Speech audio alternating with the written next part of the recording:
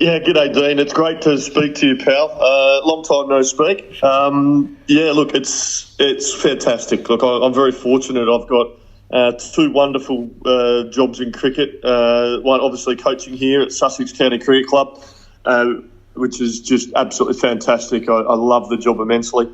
And also, I'm very fortunate enough to have a role with the Adelaide Strikers in the Big Bash League in Australia. So my hometown, I'm just living the dream, Dean. It's, just absolutely brilliant. I'm very thankful for the opportunities afforded by Sussex and Adelaide. You just seem to have taken to coaching like a duck to water. It's something that you seem to love. Do you have any ambitions one day in coaching a test-playing nation, Australia first and foremost, or are you very happy with what you're doing?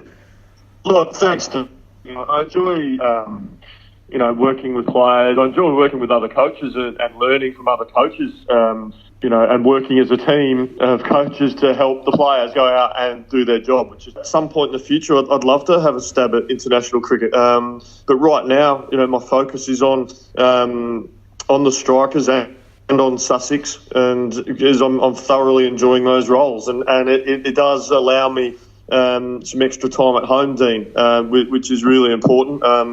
In those downtimes between, because I only do the summers here in England, and then I'm home for the whole Australian summer. So I'm essentially following the sun at the moment, which is great. And because Big Bash is only part of the summer in Australia, the rest of the time I get to spend with my family.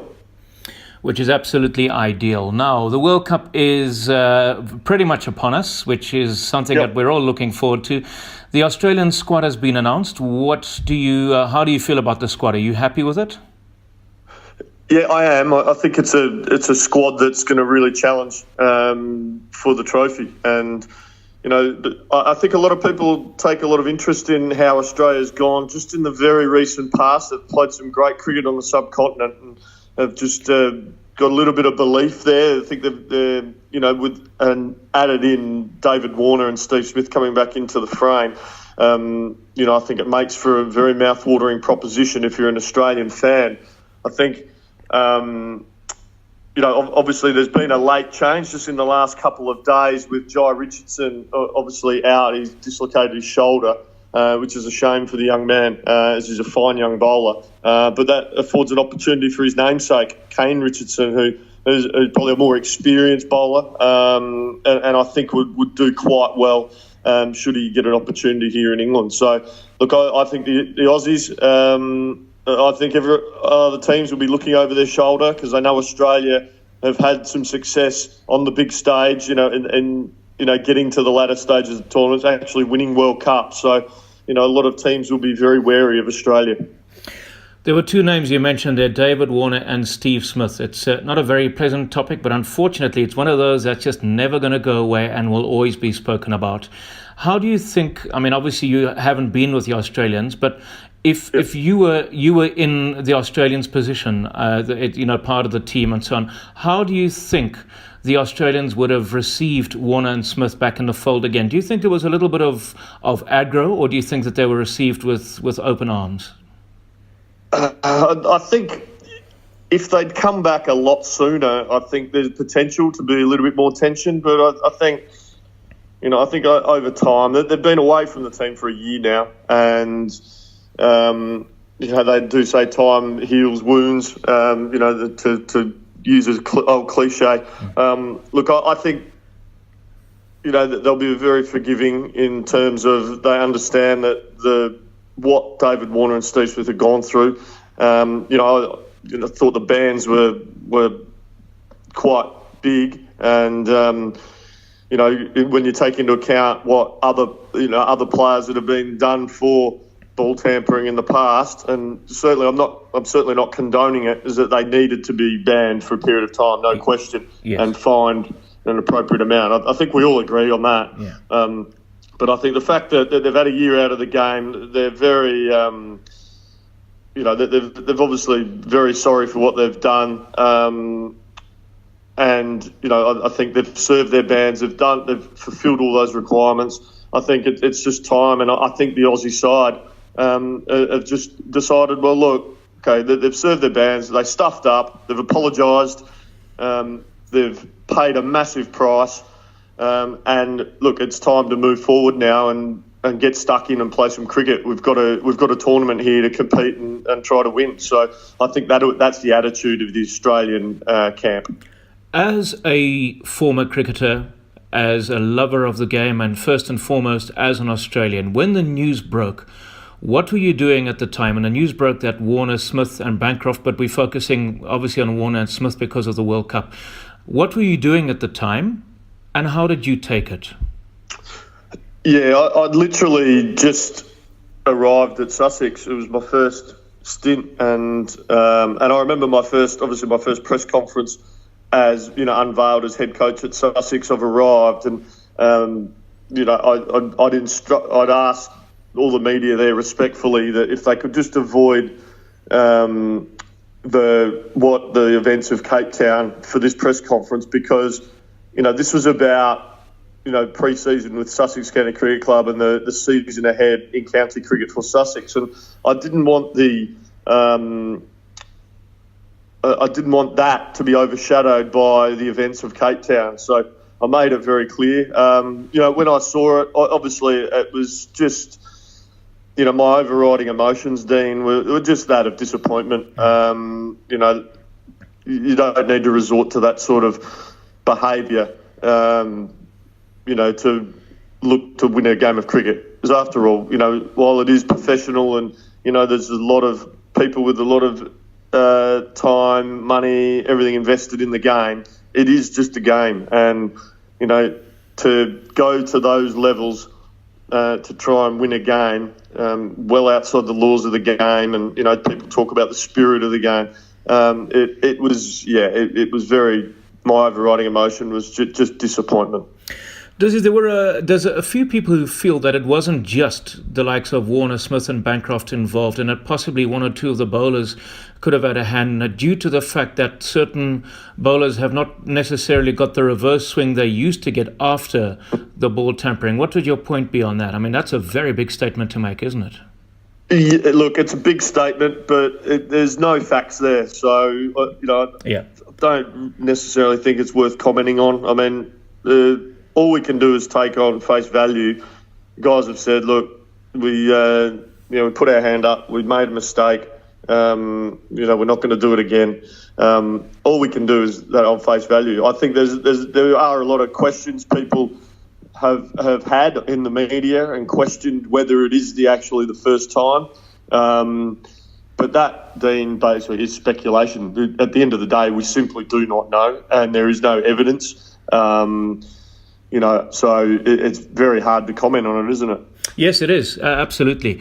And we have a World Cup to look forward to, and I think that's what the focus should be on. To be honest, it's done and it's dusted. But you, speaking of World Cups, you were part of 2 World Cup squads, if my mind serves me correctly, 1996 on the subcontinent, and then again in 2003 in Southern Africa.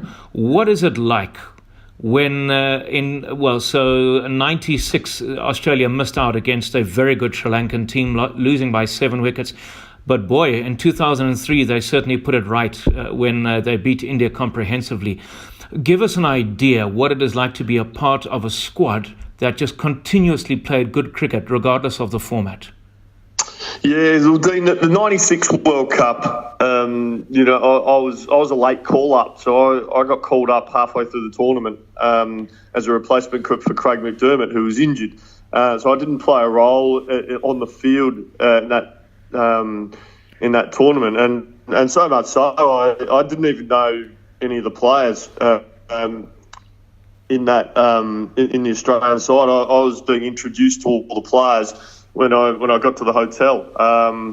Guys that I'd grown up idolising and watching. I was now on nickname basis with these guys, so it was pretty surreal for me. But that was just a very eye-opening experience, and I felt really welcomed and quite comfortable in that environment straight away. And it just gave me while we'd lost the final, it really gave me a taste of what international cricket was about. And I certainly wanted more of it, and that's a motivating factor that drove me to try and be the best player I could be, because I wanted to not only be in a squad but take part out on the field. And then, as you mentioned, 2003 World Cup in South Africa, I was fortunate enough by that stage I was an established member of the side, and I was playing, bowling well.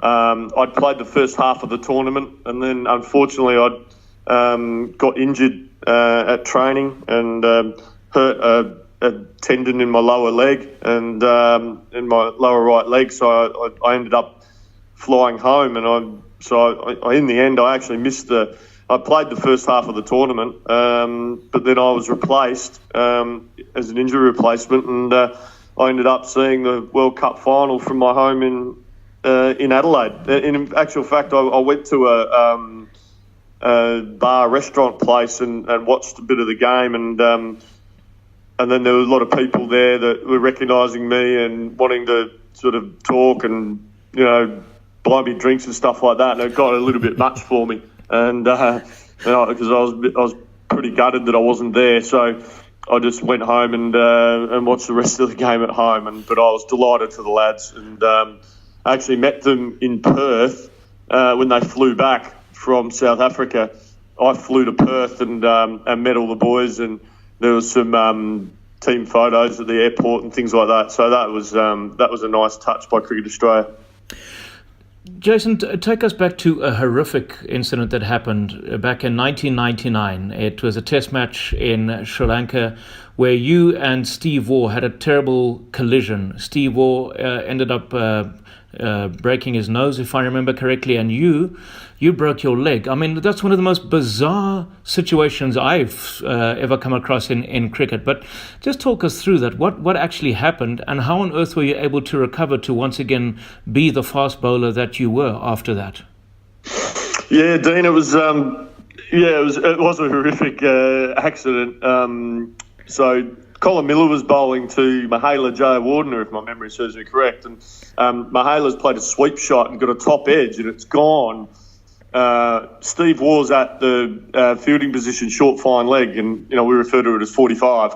And I was at deep backward square, so I'm running in, Stephen's running out, and we simply collided. We didn't hear each other call for the ball, and we slammed into each other. And yeah, Steve broke his nose. I broke my right leg, right tibia, and my right wrist. Actually, I had a hairline fracture in my wrist as well. So, remember getting carried off by a couple of our support staff, and I was put into an ambulance, and then we were airlifted to Colombo Hospital because we were in Kandy, and I had my leg reset in Colombo Hospital, and which wasn't great, and yeah, it was a period of time out of cricket, unfortunately. So I missed that whole Australian summer, and I came back and played the last couple of Sheffield Shield games for South Australia that year in early 2000. So, which was great. It was great to be back playing. I was just glad I was able to play cricket again. But yeah, look, horrific accident.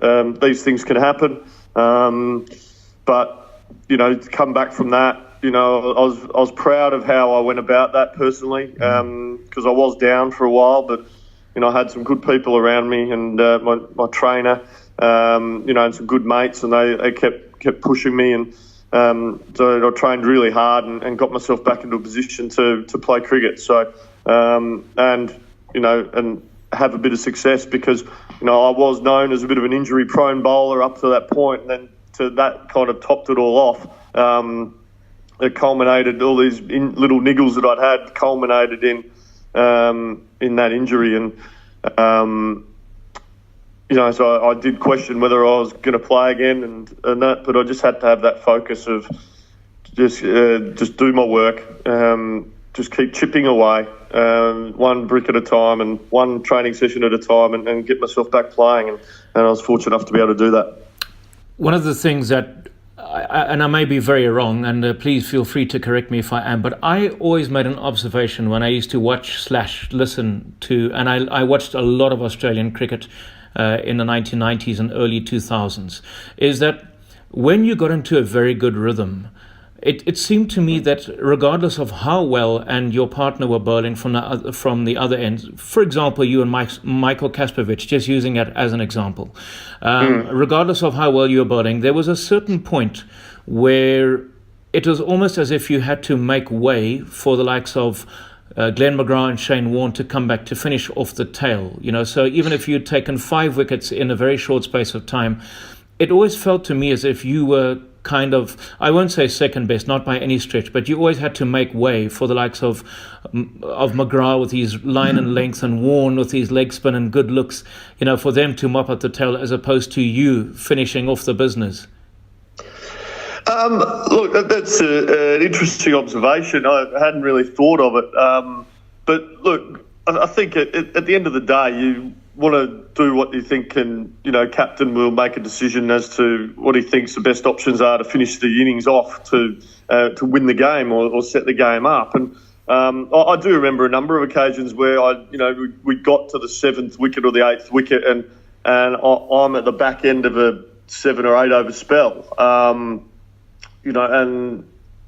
Glenn or Shane were brought back on to finish it off. And look, as a teammate, I didn't have a problem with that. It was, my whole focus was, right, how can we get 10 wickets and get off this park? And, so it never bothered me in the slightest because it was all about what's the best decision now for the team to take the wickets. So if it was me and I had a couple of opportunities, I had some opportunities to bowl at the tail, absolutely no question. But certainly if I was captain, I probably would have been making the same call because at two of the greatest bowlers in the history of the game in your side, there's a chance to get off that ground earlier. And you've got those guys waiting in the wings, fresh and ready to bowl. Then you utilise your assets. And but yeah, I was told a while back, Dean. It's interesting you asked that question. I was told that I had for a bowler with over 200 Test wickets, I had a very high percentage of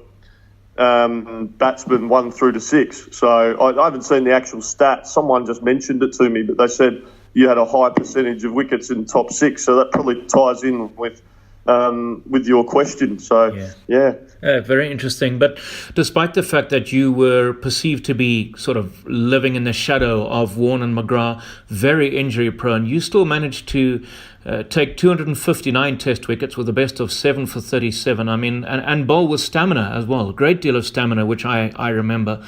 What were the highlights of your Test career? What were the not so what were the disappointments of your Test career? Well, we probably touched on a couple of the disappointments, Dean, with the running into Steve Waugh and missing a World Cup, back end of a World Cup. I think I was disappointed in how I bowled in the 05 Ashes. In the end, I got dropped, so that was a disappointment. But so many highlights. Winning in India in 2004. Winning in Sri Lanka as well, clean sweep of Test matches there were massive highlights. Winning Test series were absolutely brilliant. Winning the Ashes, I was fortunate enough to be in 4 Ashes winning squads, so to be able to say that is very special. And just those memories and personal highlights of getting wickets and whatnot, they're all great, but contributing to the team to win the game of cricket is the big thing, and being able to do that, whether it be with the bat or the ball, is very satisfying. I'm glad you mentioned the bat, because who will ever forget the 201 not out that you scored against Bangladesh as night watchman? I mean, that must have just been amazing for you. Yeah, it was quite surreal, and I think even now, Dean, 15 years after the event,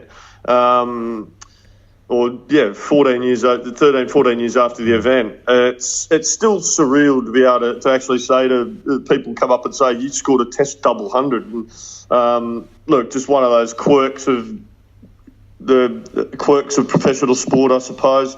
All the stars aligned. It was just one of those things. But look, I took a lot of pride in my batting, Dean, and while I certainly, ranked that right up there with a great personal highlight, I probably my most important contribution with a bat for the Australian side was, I think I made 26 against India in Chennai in 04. And, you know, had I not I batted for 4 hours, and the day 5 in the end was washed out, and India were looking like winning. Had I not batted that length of time, you know, we may have been bowled out earlier, and India would have had time to win the Test match, and therefore they would have drawn that series and retained the Border Gavaskar Trophy. So I've always placed that knock as probably my most important knock in cricket. And while, you know, the 201 not out is a high number,